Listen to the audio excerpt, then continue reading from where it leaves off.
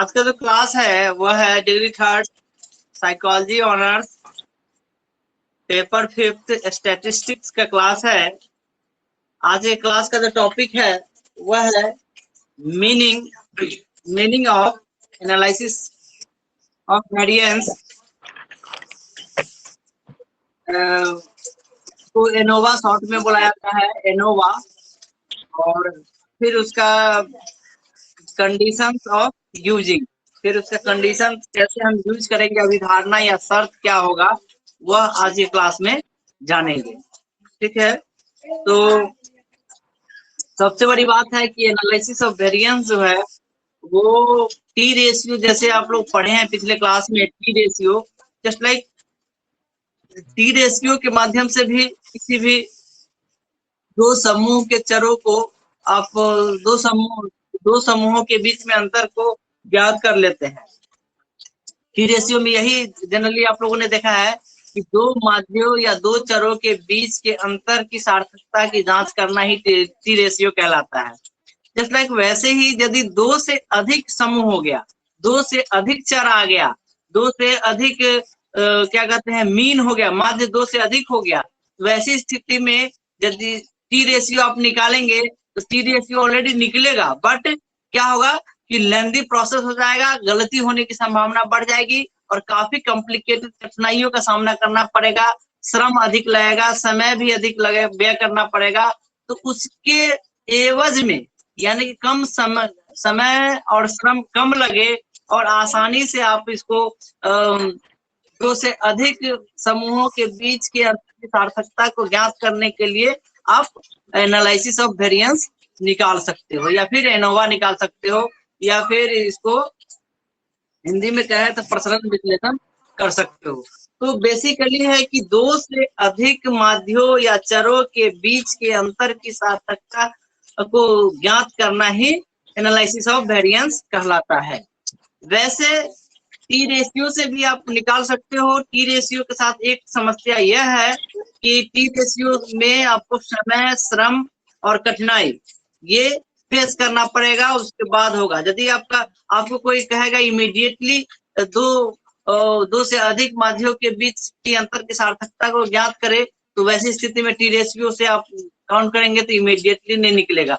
But analysis of variance के माध्यम से आप जैसे ही निकालेंगे तो आपको आसानी से ये दो से अधिक माध्यों के बीच या दो से अधिक चरों के बीच में क्या कहते हैं अंतर की सार्थकता को ज्ञात कर, ये इसका है।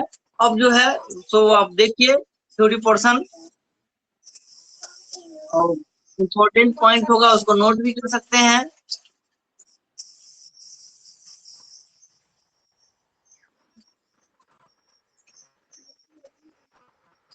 पीडीएफ मैं दिखा रहा हूँ, दिखे तो जरा बताइएगा। दिख रहा है? नहीं सर। हेलो, नहीं दिख रहा। दिख रहा है? नहीं।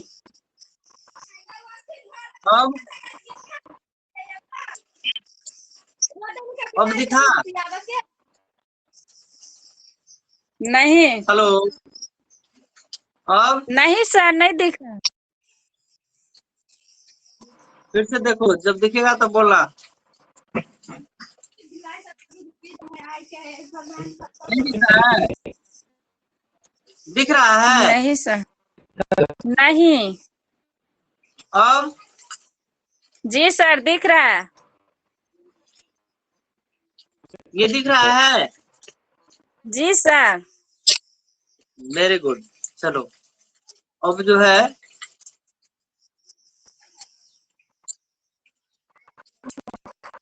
टॉपिक है आज का meaning of analysis of variance, जिसको एनोवा कहेंगे, and condition of using. Condition of using प्रसरण विश्लेषण का अर्थ एवं अभिधारणाएं। नहीं दिख रहा है? नहीं सर। जी सर हम तो दिख रहे हैं।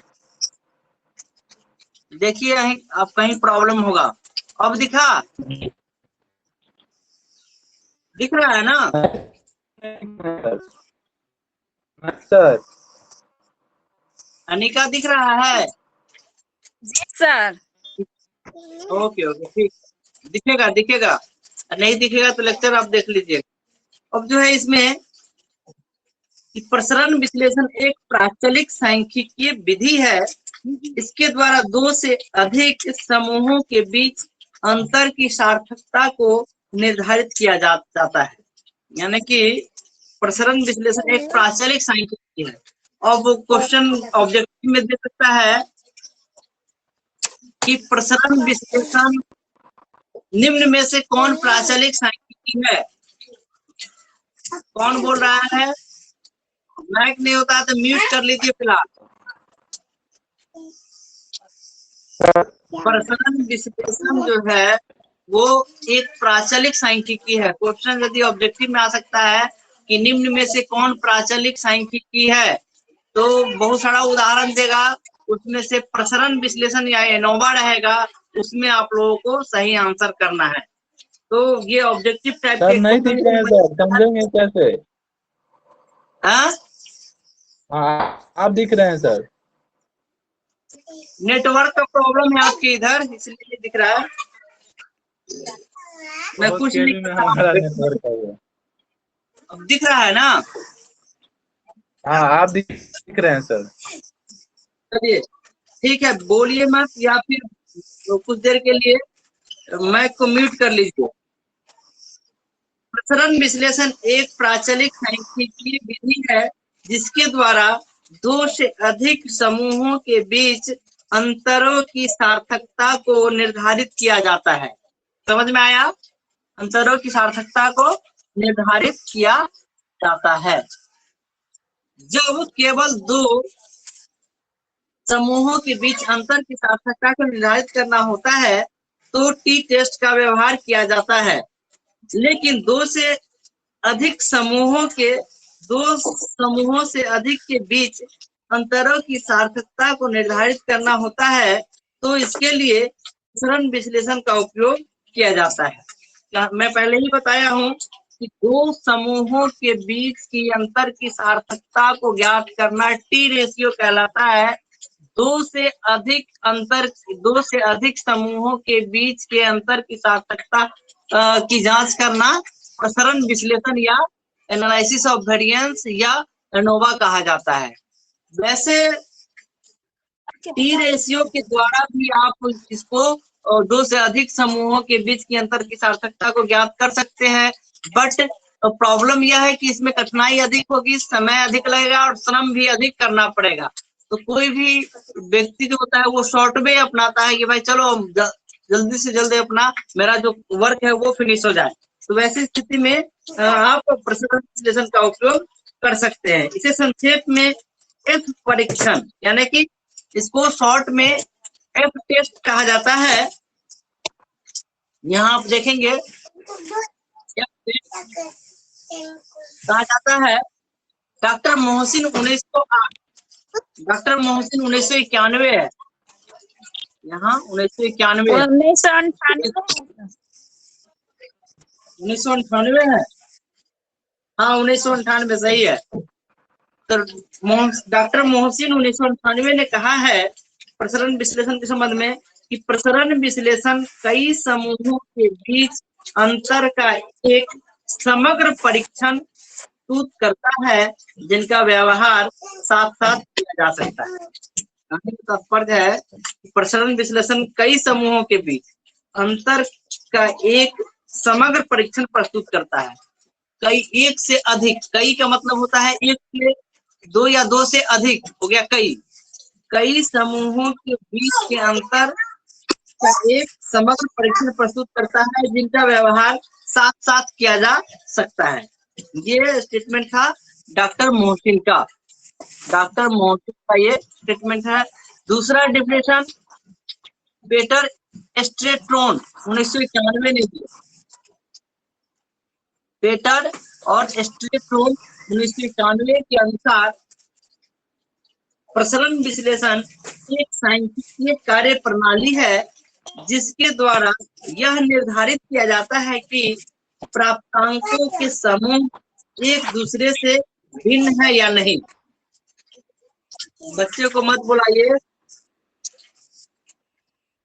कहने का तात्पर्य है कि प्राप्तांक प्रसरण विश्लेषण एक सांख्यिकीय कार्य प्रणाली है जिसके द्वारा यह निर्धारित किया जाता है कि प्राप्तांकों के समूह एक दूसरे से भिन्न है या नहीं। कुछ देर के लिए मैक आप लोग म्यूट कर लीजिए, फिर ऑन कर लीजिएगा। जब मैं पूछूंगा आप लोगों से तो ऑन करके जवाब दीजिएगा। आगे बढ़ते हैं।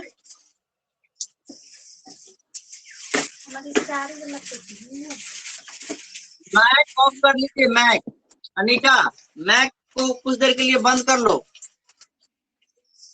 प्रसरण विश्लेषण के उपर्युक्त परिभाषाओं से स्पष्ट है कि यह एक प्राचलिक सांख्यिकीय कार्य प्रणाली है जिसके द्वारा विभिन्न समूहों के बीच अंतर की सार्थकता की जांच की जाती है। यानी कि प्रसरण विश्लेषण के उपरोक्त परिभाषाओं से यह स्पष्ट होता है कि यह एक प्राचलिक सांख्यिकीय कार्य प्रणाली है जिसके द्वारा विभिन्न समूहों के बीच अंतर की सार्थकता की जांच की जाती है।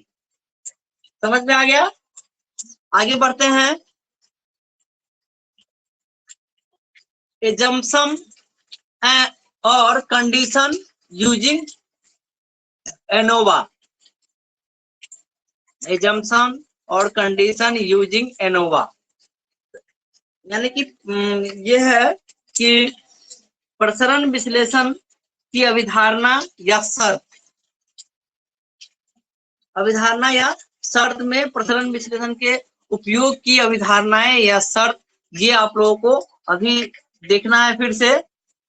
इसमें जो है प्रसरण विश्लेषण प्रविधि के उपयोग की निम्नलिखित अभिधारणाएं हैं। नंबर 1 में है, इस प्रविधि का उपयोग वहां करना चाहिए जहां 2 से अधिक समूहों के माध्यों के बीच अंतर की सार्थकता की जांच करनी हो। कहने का तात्पर्य है कि इसका एक जो अभिधारणा है, उपयोग करने की अभिधारणा है, इसका उपयोग वहां करना चाहिए जहां 2 से अधिक समूहों के माध्यों के बीच अंतर की सार्थकता की जांच करनी हो। पहला हो गया। दूसरा है, यह वास्तव में एक प्राचलिक प्रविधि है, इसलिए इसमें प्रसामान्य वितरण की अभिधारणा होना स्वाभाविक है, क्योंकि जैसे ही वास्तविक होगा, वास्तविक प्राचलिक प्रविधि है तो इसमें नॉर्मल डिस्ट्रीब्यूशन निश्चित रूपेण होगा। प्रसामान्य वितरण निश्चित रूपेण इसमें आता है। अतः इस प्रविधि का उपयोग अंतर की सार्थकता को जानने के लिए वहां करना चाहिए जहां विभिन्न समूहों के व्यक्तियों को चयन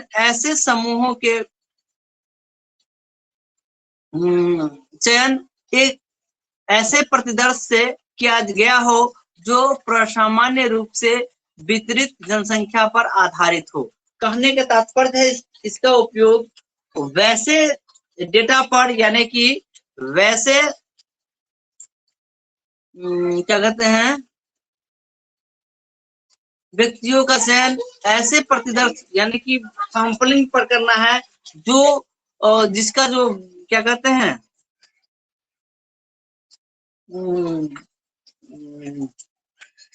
उसको वेरिएबल्स जो है वो एक समान हो।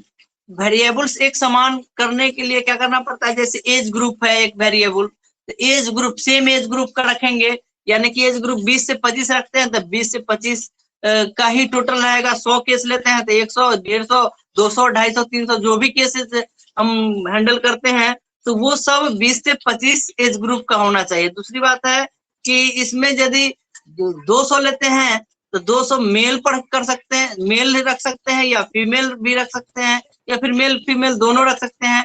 100 मेल और 100 फीमेल रखना होगा। इसको कहा जाता है सामान्य संभाव्यता।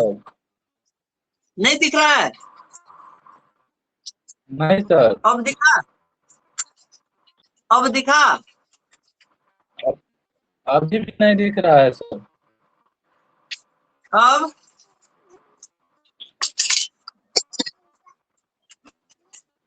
दिख रहा है? नहीं सर, अब अभी भी नहीं दिख रहा। होलिका दिख रहा है? नहीं सर, अब दिखा है? चुप कराइए, रिकॉर्ड हो रहा है, बच्चा सबको हल्ला मत करवाइए।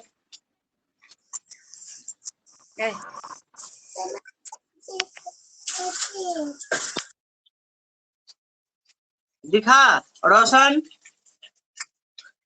हेलो,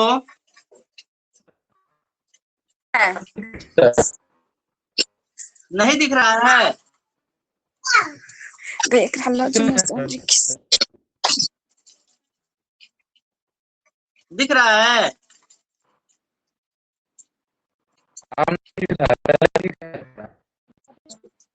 दिख रहा है, नेटवर्क की वजह से हो रहा है। लेक्चर जब मैं भेजूंगा तो वहां पर आप लोग देख लीजिएगा। दूसरा पॉइंट मैं बता रहा था, मैं थोड़ा सा प्रकाश डाल दूं कि यह वास्तव में एक प्राचलिक प्रविधि है, इसलिए इसमें वितरण की अवधारणा होना स्वाभाविक है। अतः इस प्रविधि का उपयोग अंतर की सार्थकता को जानने के लिए वहां करना चाहिए जहां विभिन्न समूहों के व्यक्तियों का चयन ऐसे प्रतिदर्श में किया गया हो जो प्रसामान्य रूप से वितरित जनसंख्या पर आधारित हो। तो मैंने वितरित प्रसामान्य रूप से वितरित जनसंख्या के अंतर्गत मैंने बताया था कि इसमें वेरिएबल सब लिया, एक प्रसामान्य रूप से लिया जाता है। जैसे 100 वेरिएबल्स है तो 100 केवल मेल को रख सकते हैं या केवल फीमेल को रख सकते हैं, और या तो मेल फीमेल दोनों को रख सकते हैं। तो मेल फीमेल दोनों को रखेंगे तो 50 मेल होगा, 50 फीमेल होगा। क्या हो रहा है? 50 मेल होगा, 50 फीमेल होगा। उसके बाद यदि एज ग्रुप रख सकते हैं तो 20 से 25 या 25 से 30 रख सकते हैं, जो भी है वो तो सेम। यानी कि कहने का तात्पर्य है कि वो जो व्यक्तियों का जो चयन ऐसे प्रतिदर्श से किया गया हो जो प्रसामान्य रूप से वितरित जनसंख्या पर आधारित हो। तो प्रसामान्य रूप से वितरित जनसंख्या पर आधारित रहेगा तभी हम उसका प्रसरण विश्लेषण ज्ञात करेंगे, नहीं तो नहीं करेंगे। यानी कि एनोवा का उपयोग वहां करेंगे जहां पर जो डेटा है वो डेटा जो है प्रसामान्य रूप से वितरित संख्या पर आधारित होना चाहिए। नेक्स्ट है तीसरा, इस विधि का व्यवहार वहां करना चाहिए जहां विभिन्न समूहों का विचलन वस्तुतः समजातीय हो। यानी कि इसका व्यवहार वहां करना चाहिए जहां विभिन्न समूहों का विचलन वस्तुतः समजातीय हो। समजातीय का अर्थ होता है कि एक समान। यदि BA first part psychology honours के बच्चों का एक डेटा कलेक्ट किए तो वो साइकोलॉजी ऑनर्स का ही होना चाहिए, ताकि हिस्ट्री का होना चाहिए। ये हो गया समझाती है कि एक समान। तो जब उस तरह के डेटा रहेगा तब हम एनालिसिस ऑफ वेरिएंस करेंगे। चौथा पॉइंट है, जिन प्रतिदर्शों से समूहों का चयन किया गया हो उन्हें स्वतंत्र होना आवश्यक है। यानी कि कहने का मतलब जिन प्रतिदर्शों से समूहों का चयन किया गया हो उन्हें स्वतंत्र होना आवश्यक है। वो इंडिपेंडेंट रहेगा, ना कि डिपेंडेंट प्रतिदर्श होगा। यदि प्रतिदर्शों में स्वतंत्रता का गुण उपलब्ध नहीं हो तो समूहों या माध्यों के बीच अंतर की सार्थकता निर्धारित करने हेतु प्रसरण विश्लेषण एनोवा का उपयोग नहीं किया जाना चाहिए। यदि वैसा नहीं है तो वैसी स्थिति में एनोवा का उपयोग नहीं किया जा सकता है। ये हो गया आपको उपयोग की अवधारणाएं या शर्त। अब जो है एक पॉइंट और है, उसके बाद ये इसको मैं समाप्त करता हूं। अब जो है usages and application of ANOVA.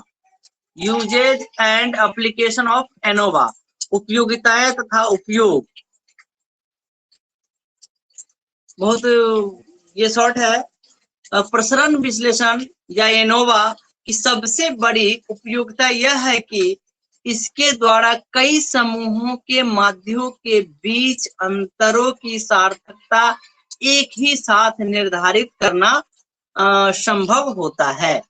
इसका पहला उपयोग हो गया कि कई समूहों के माध्यों के बीच अंतरों की सार्थकता एक ही साथ निर्धारित करना संभव पॉसिबल है, दूसरे में पॉसिबल नहीं है। इसी काम को यदि टी टेस्ट के द्वारा किया जाए तो काफी कठिनाइयों का सामना करना पड़ेगा, इसीलिए टी टेस्ट का उपयोग नहीं किया जाता। आप जनरली जो भी रिसर्च होते हैं उसमें आप देखोगे टी टेस्ट निकालेगा, यदि 2 ग्रुप है तो टी टेस्ट निकालेगा, 2 से अधिक ग्रुप जैसे ही होगा तो लास्ट में देखोगे एफ टेस्ट निकाला गया है।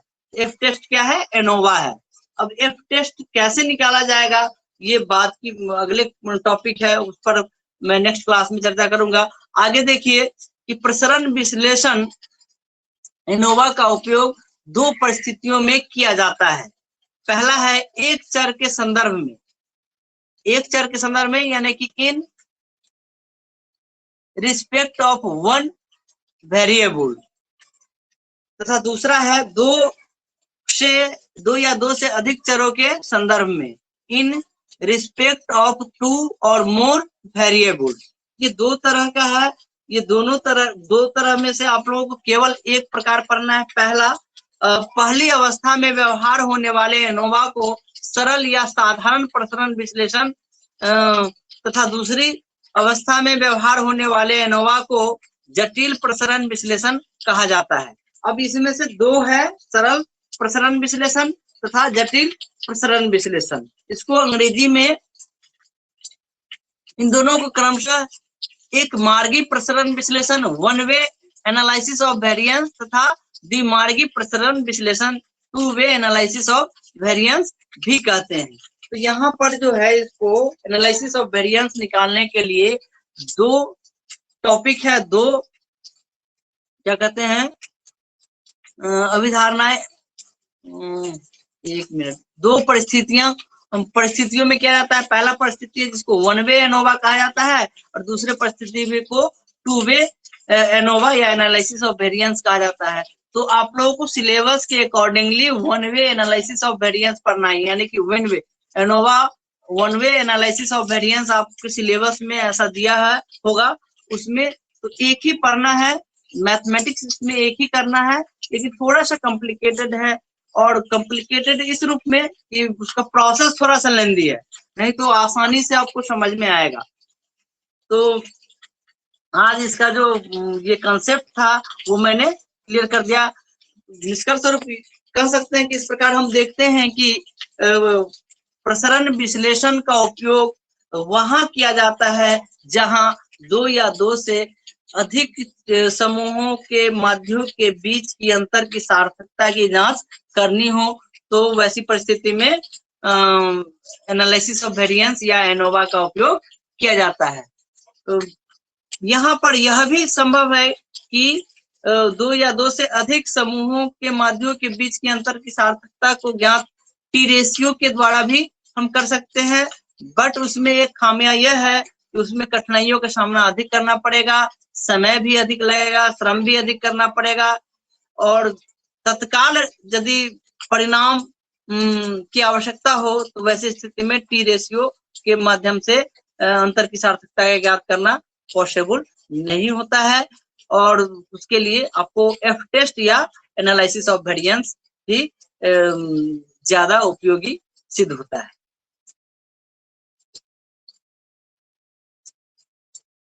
समझ में आया? रोशन माइक ऑन करो। तो एनालिसिस ऑफ वेरिएंस ज्ञात करने के लिए एक बात आप लोगों को ध्यान में रखना है कि 2 या 2 से अधिक समूहों के माध्यों के बीच की अंतर की सार्थकता को ज्ञात करना हो तब हम एनालिसिस ऑफ वेरिएंस का उपयोग करेंगे। अब एनालिसिस ऑफ वेरिएंस निकालने के लिए 2 परिस्थितियां सामने आती है।